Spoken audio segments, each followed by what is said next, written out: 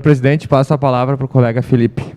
Nesse momento, passo os trabalhos ao nobre colega Fiuza, na presidência.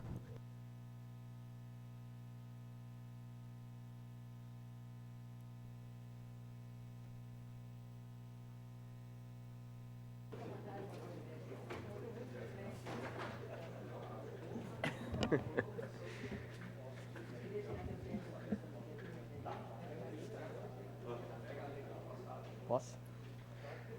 Senhor presidente, senhoras vereadoras, senhores vereadores, primeiramente agradecer ao vereador Marcon pela nossa troca dos grandes expedientes de ontem para hoje.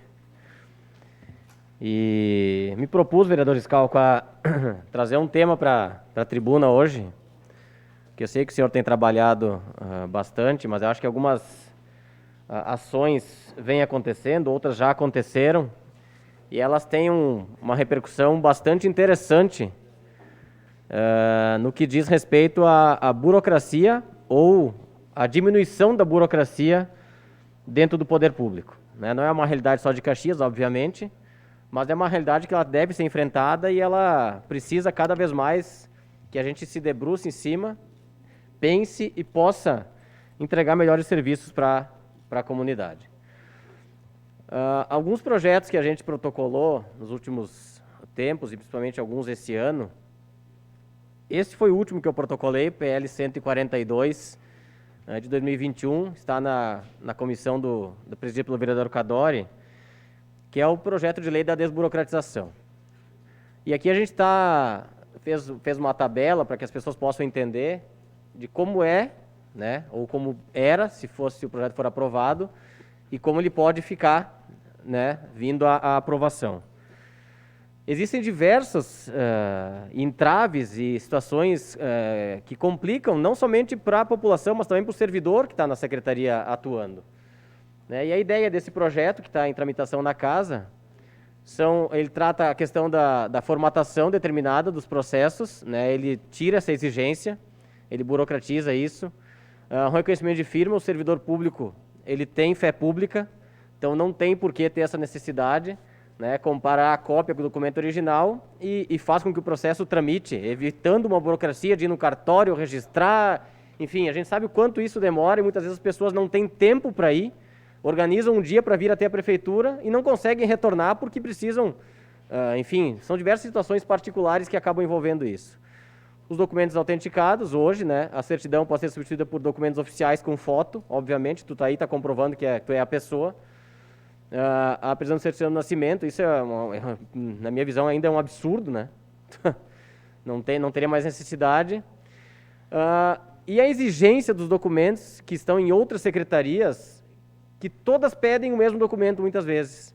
Por que isso? Então, o contribuinte tem direito à vista do processo, que ele possa notificar a prefeitura, que a prefeitura busque entre as suas secretarias os documentos que já estão lá dentro, né? Tirando a necessidade de que novos documentos sejam enviados, protocolados, buscados, autenticados, enfim, é uma série de situações que envolvem todo esse processo. Eu tenho certeza que essa lei que já está em vigor em outras cidades, inclusive São Paulo, né? E São Paulo é sempre a grande referência do país, até por ser a maior cidade, por ter uma situação privilegiada com relação a algumas situações. Eu tenho certeza que essa lei, além de gerar agilidade, ela passa segurança para o servidor e também para o contribuinte. Outra situação, pode passar, por favor, Clever, o direito de protocolo, que ela foi aprovada por esse plenário, ainda em maio desse ano. Nós havíamos protocolado ela em 2019, e eu quero chamar atenção para um ponto, né? Essa lei já está em vigor. Antigamente, havia insegurança jurídica por não saber qual decisão o município tomaria com eventual alterações de leis posteriores ao protocolo do processo.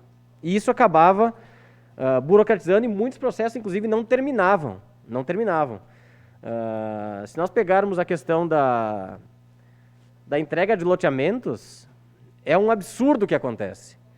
Existem loteamentos que o município faz mais de 7, 10 anos que não consegue receber, porque a todo momento alguma situação muda e as pessoas não conseguem entregar e o município não consegue receber o loteamento. Então, a ideia dessa lei que já existe, já está em vigor e tem que ser cumprida, é a decisão do poder público que seja tomada na base da legislação vigente na data do protocolo, sem mudanças dali para frente, porque as pessoas não têm segurança jurídica nenhuma, não tinham segurança jurídica nenhuma do que fazer, fora os gastos que geravam, não só para a pessoa física, mas também para empresas da cidade, porque tinham que se adaptar, tem que se adaptar, porque mudou a lei, né? E quando foi apresentado um projeto para a prefeitura, a lei era uma, e quando foi fazer, ou para fazer entrega ou outras situações, a lei já havia totalmente modificado. Então, o direito de protocolo é exigência daquilo que foi protocolado no dia, e não daquilo que mudou dali para frente. Então, é uma forma de que a prefeitura também possa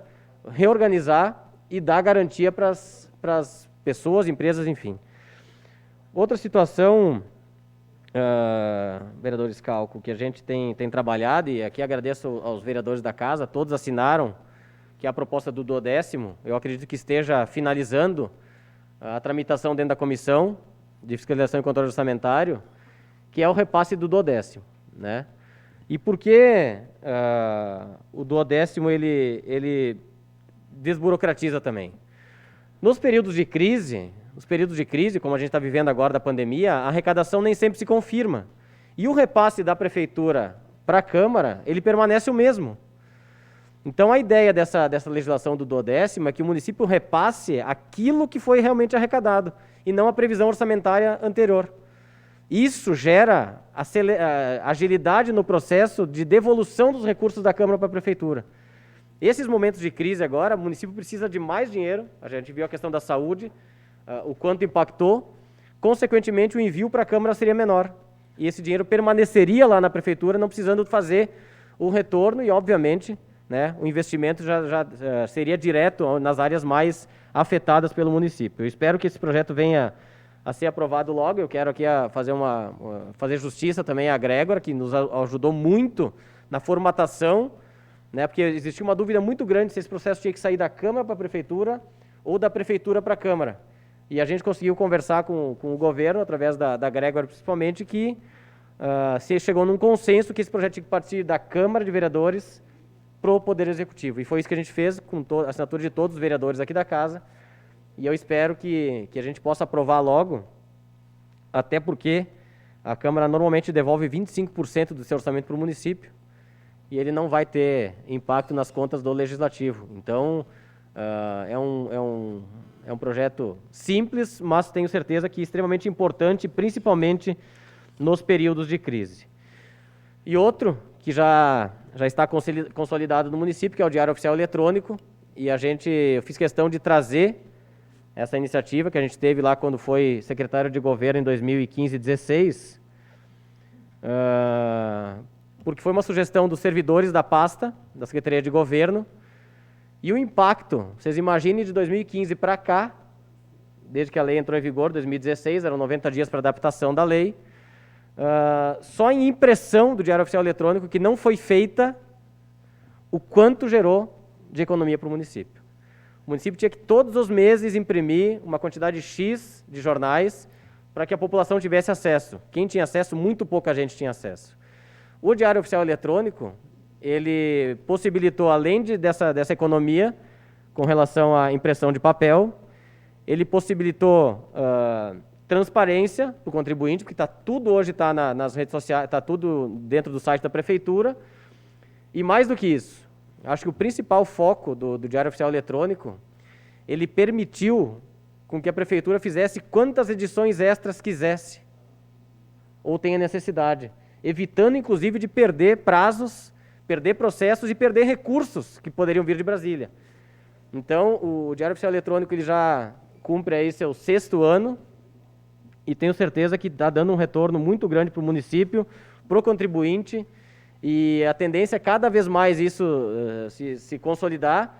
As publicações que são oficiais do município e da Câmara, que vão para o jornal, né, o jornal de circulação municipal, estadual, muitas dessas diminuíram, permanecem a publicação no jornal dos editais, que são a exigência de lei federal ou lei estadual, as demais todas estão no Diário Oficial Eletrônico. Então, gerando uma economia também de investimento, né, de publicização, que os municípios e as câmaras têm como dever para cumprir conforme a Constituição e a Lei 8666, que é a lei das licitações. Então, senhor presidente, quero agradecer novamente o espaço cedido pelo vereador Maurício Marcon. Sempre que necessitar dos meus vereadores estão à tua disposição. E eu fiz questão de trazer esse tema, porque a Câmara também se preocupa com o debate da desburocratização e a gente pode auxiliar e muito o Poder Executivo com essas iniciativas. Duas já estão consolidadas e outras duas estão, eu espero que logo venha a votação aqui no plenário e a gente possa aprovar e auxiliar o contribuinte de Caxias do Sul com essas duas leis que estão tramitando aqui na casa. Era isso, senhor presidente. Muito obrigado. Obrigado, vereador Felipe. Antes da gente continuar, então, com